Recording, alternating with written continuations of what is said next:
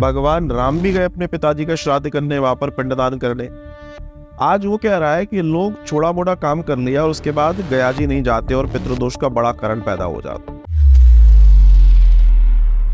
अब जैसे मान के चलो एक जॉइंट फैमिली है, उस जॉइंट फैमिली के मतलब दादा दादी अभी जिंदा है, फिर 2 बच्चे हैं, दोनों बच्चे अलग हो गए।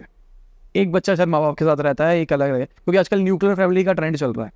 फिर मान लेते हैं इनके नीचे वाले भी जो है वो भी, उनमें से एक बच्चा अलग हो गया। इतना बड़ा हायरार्की है। अब श्राद्ध का ऑर्डर क्या रहेगा, किसको किसका श्राद्ध करना है? पहले तो हम इसको लाइन बाय लाइन देखते हैं। एक पिता है, उसके 3 पुत्र हैं। पहले हम ऐसे चलते हैं। तो वो पिता नहीं रहा। अगर वो तीनों पुत्र उस स्थिति पर एक जगह इकट्ठे हो रहे हैं तो एक ही जगह श्राद्ध होगा। अगर उनके पास ये पॉसिबिलिटी है, वो जॉइंट में है या शहर में, एक ही शहर में है, तो कोई भी व्यक्ति उनमें से जो श्राद्ध कर रहा है, उस व्यक्ति के यहाँ सभी परिवार के मेंबर इकट्ठे होंगे, श्राद्ध हो जाएगा। एक प्रोसेस। दूसरी प्रोसेस ये है कि मान लीजिए उनमें आपस में ऐसी स्थिति है कि ऐसी स्थिति नहीं बन पा रही, वे अलग अलग शहरों में रहते हैं, अलग अलग शहरों में रह रहे हैं, तो अब स्थिति क्या होगी? तो ऐसी स्थिति में ये होगा कि जो अलग अलग शहरों में रह रहे हैं उनको अलग अलग श्राद्ध अपने पिता का करना होगा, क्योंकि वे तीनों अपने पिता की संतान है। तीनों की ड्यूटी है अपने पिता को श्राद्ध अर्पित करना, श्रद्धा अर्पित करना, शास्त्र कहता है। अब बात आती है इनकी जनरेशन आएगी।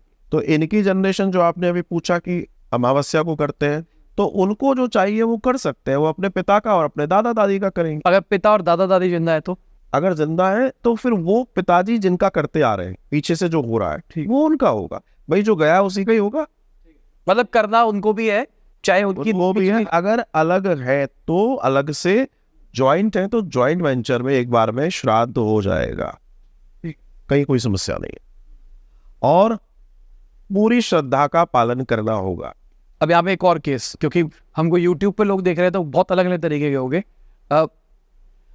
घर वाले दादा करते थे किसी का, दादा भी जिंदा है, बच्चे हैं, अब उनके नीचे वाले बच्चे को निकाल दिया घर से, कुछ हो गया है, कोई भी प्रॉब्लम हो गई है, निकाल दिया। अब वो हमको देख रहा है, अब उसको पता नहीं है किसका करते थे, क्योंकि उसके जो जान पहचान में थे, उसके पापा और दादा, वो तो जिंदा है। अब उसके जो दादा थे उनको तो पता ही नहीं है कि दादा के पापा कौन थे। तो अब क्या करे वो?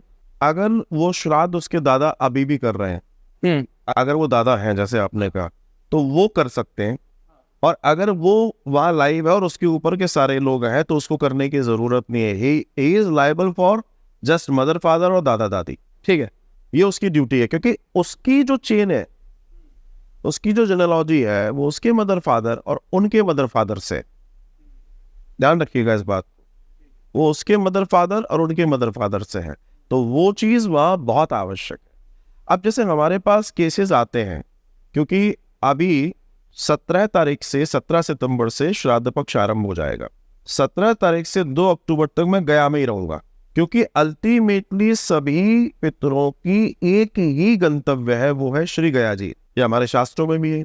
भगवान राम भी गए अपने पिताजी का श्राद्ध करने, वहां पर पिंडदान करने।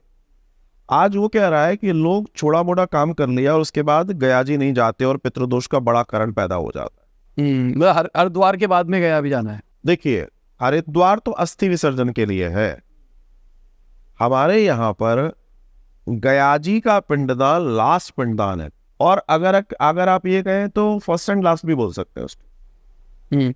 और गया मतलब पितरों का वो द्वार है, वो जो पितृलोक जाने के लिए सज्ज करवाता है। तो जिन लोगों के यहाँ गया नहीं हुआ है या जो लोग गया नहीं कर रहे हैं, आप लिख लीजिए, उनके यहाँ पितृदोष आएगा ही आएगा।